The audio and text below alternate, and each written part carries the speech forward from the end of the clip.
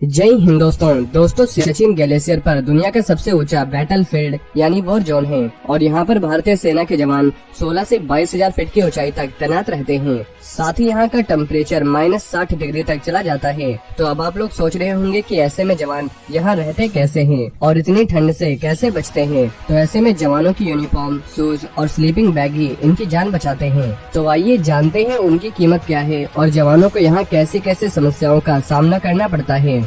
दोस्तों, सियाचिन ग्लेशियर पर स्थित भारतीय सीमा की रक्षा के लिए 3000 के करीब सैनिक हमेशा तैनात रहते हैं। पाकिस्तान सियाचिन पर अपना हमेशा से दावा करते आया है। हालांकि पाकिस्तान को इसका क्लियर जवाब मिलता रहा है, लेकिन यहाँ पर पहले इन 3000 से ज्यादा जवानों की सुरक्षा जरूरी है, तभी ये देश की सीमाओं की रक्षा कर पाएंगे। इसलिए इंडियन गवर्नमेंट सियाचिन पर मौजूद जवानों पर हर दिन करीब 5 करोड़ रुपए खर्च करती है। इसमें सोल्जर्स की यूनिफॉर्म, शूज और स्लीपिंग बैग भी शामिल है। और पिछले साल ही सियाचिन ग्लेशियर पर तैनात इंडियन आर्मी के जवानों को नई पर्सनल किट दी गई थी और इस किट को सोल्जर्स को देने का मकसद जवानों को ठंड से बचाना था। और ये एक मॉडर्न किट है क्योंकि आमतौर पर यहाँ मौसम इतना खराब रहता है कि सिर्फ गन शॉट फायर करने या मेटल का कुछ भी छूने से ठंड से उंगलियां अकड़ सकती है, यानी फ्रॉस्ट बाइट तक हो सकता है। साथ ही ज्यादा दिन सियाचिन ग्लेशियर में रहने पर देखने और सुनने में भी दिक्कत आती है। याददाश्त कमजोर होने लगती है, उंगलियां गल जाती है और कई बार काटने तक की नौबत आ जाती है। और यहाँ पेट्रोलिंग के समय जब तेज हवाएं चलती है तो इससे फ्रॉस्ट बाइट होने की संभावना ज्यादा हो जाती है।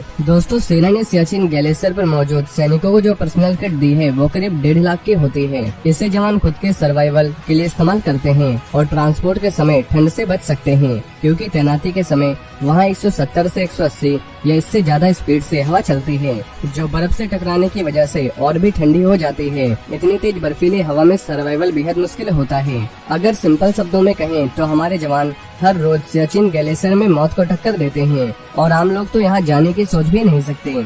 वहीं पिछले साल इन पर्सनल किट के बंटने के बाद तत्कालीन army chief general MM Naravane ने सियाचिन का दौरा भी किया था और इन किट्स की जांच भी की थी, क्योंकि सियाचिन पर तैनात जवानों के पर्सनल किट में सबसे महंगा सामान है उनका multi layered extreme winter clothing. इसकी कीमत करीब 28,000 रुपए है। इसके साथ ही स्लीपिंग बैग भी दिया जाता है जिसकी कीमत अलग से 13,000 रुपए है। डाउन जैकेट और स्पेशल ग्लव्स की कीमत करीब 14,000 रुपए है, जबकि मल्टीपर्पज जूतों की कीमत करीब 12,500 रुपए है। तो अब आप समझ सकते हैं कि ये नॉर्मल शूज, यूनिफॉर्म या ग्लव्स से कितने अलग और स्पेशल होते हैं। वहीं पर्सनल किट में सिर्फ कपड़े, जूते या बैग ही नहीं होते, बल्कि ऑक्सीजन सिलेंडर भी होता है जिसकी कीमत करीब 50,000 रुपए होती है, क्योंकि यहाँ पर ऑक्सीजन का लेवल काफी कम हो जाता है। ऐसे में इनकी जरूरत जवानों को ज्यादा पड़ती है।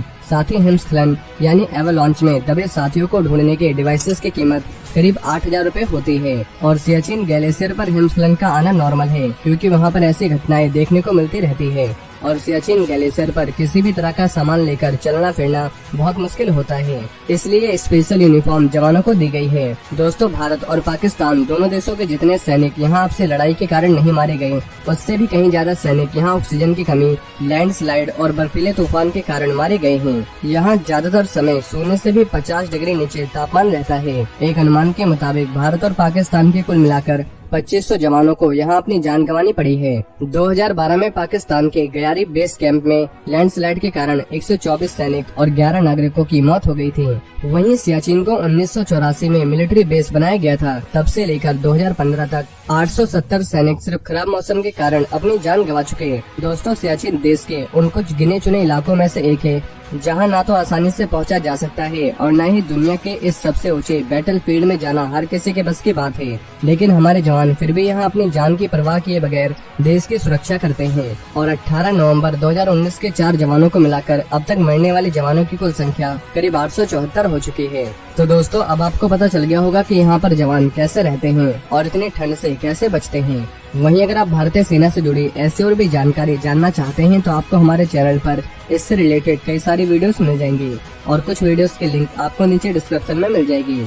और ये जानकारी अगर आपको पसंद आई हो तो वीडियो को ज्यादा से ज्यादा शेयर करें और चैनल को सब्सक्राइब करना न भूलें। जय हिंद, जय भारत।